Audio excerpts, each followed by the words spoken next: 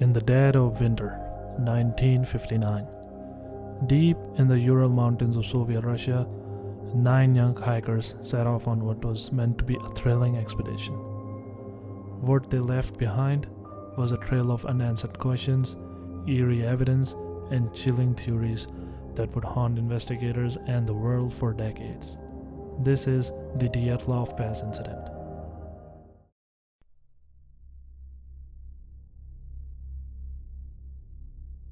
The Dyatlov group consisted of 8 men and 2 women, all experienced hikers and students, or graduates of the Ural Polytechnic Institute. Some of their names are difficult to pronounce, but I'll refer to them by their first names for simplicity, out of respect and to keep the story clear. Igor, the group's leader, 23, radio engineering student. Zina, 22, lively and confident. Lyuda, 20, known for her strong will. Yuri D, 21, once survived a bear attack. Yuri K, 23, worked at a nuclear facility. Rustam, 23, an athlete and an engineer. Sasha, 24, former lab assistant in Moscow. Kolya, 23, seen as charismatic and fearless. Semyon, 38, World War II veteran, joined at the last minute. Yudin, the only survivor, left due to illness before a disaster struck. Their goal? Reach Mount Otterden. It was a 350-kilometer ski track meant to gain them Grade 3 certification, the highest level of hiking achievement in the USSR. They began on January 27th. By February 1st, they pitched their tent on the snowy slope of Kholat Syakhl, a name in the Mansi language meaning Mountain of the Dead. This choice was odd. They were just 1.5 kilometers away from the forest line, which would have offered them shelter from the wind. Instead, they camped on the exposed slope, possibly to practice emergency survival or to avoid losing altitude. When the group failed to send a telegram by February 12, as planned, families grew worried. Search efforts began on February 20th. What they found was terrifying. On February 26th, the tent was found, half collapsed, slashed open from the inside. Shoes and warm clothes were left behind. Something had made them flee into the night, barefoot, into negative 30 degrees Celsius. 2 bodies were discovered under a cedar tree near a burned-out fire. Yuri D and Yuri K. They were in underwear with signs of burns.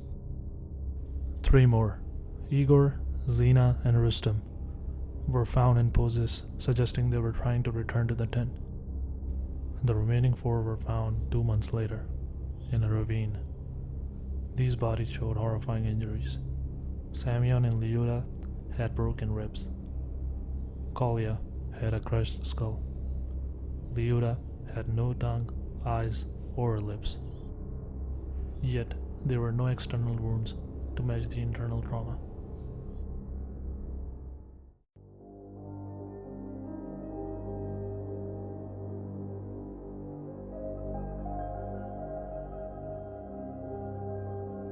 The slab avalanche theory suggests that unstable snow above the tent collapsed, causing the group to panic and cut their way out.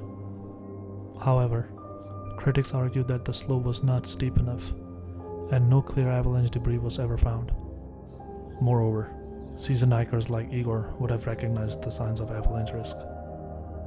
The distance they ran, the fractured bones without the surface injuries, and the staggered death over hours do not match a typical avalanche disaster.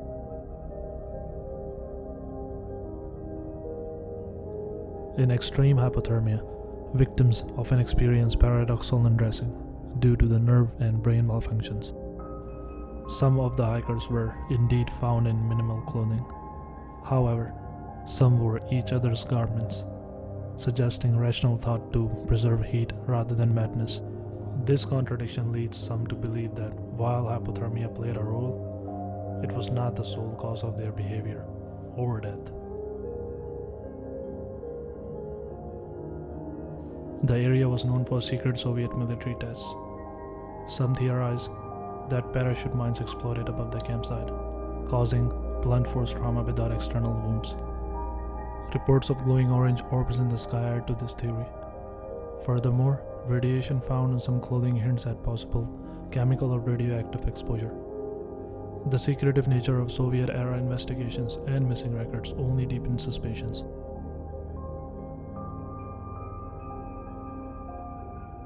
When wind interacts with certain topographies, it can produce infrasound, low-frequency vibrations that are not heard but felt.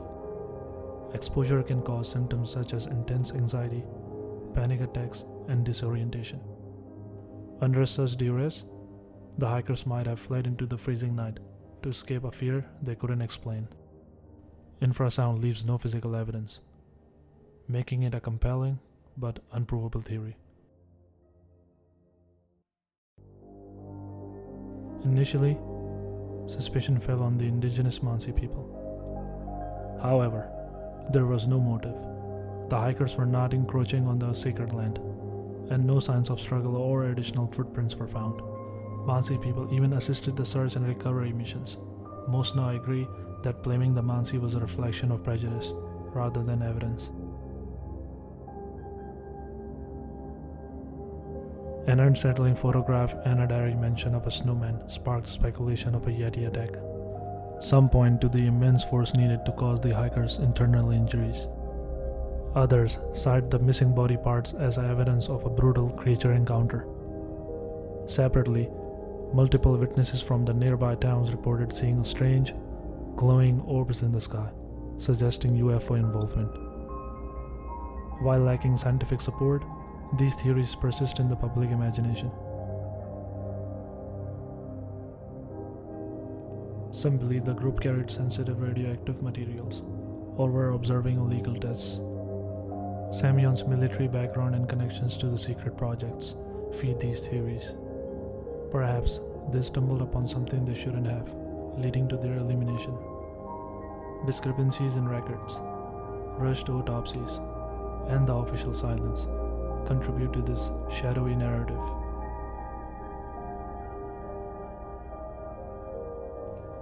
Taking the surveillance theory further, some propose that the hikers were bait or pawns in a KGB operation.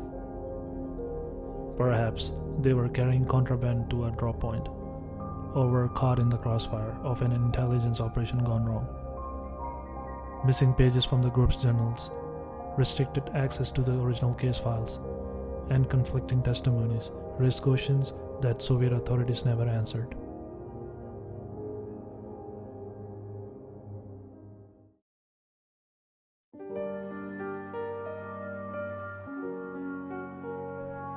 Why no signs of struggle? Why was the tongue removed? Why the strange injuries? And why such organized fleeing behavior? Why were journals and cameras seemingly intact, but the tent was so violently abandoned?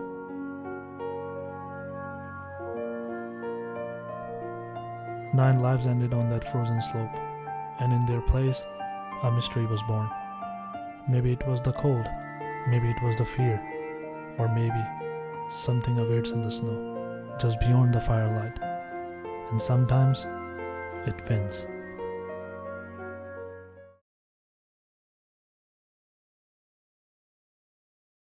Thank you for watching. Stay curious, stay cautious. Until next time on Reaper Files.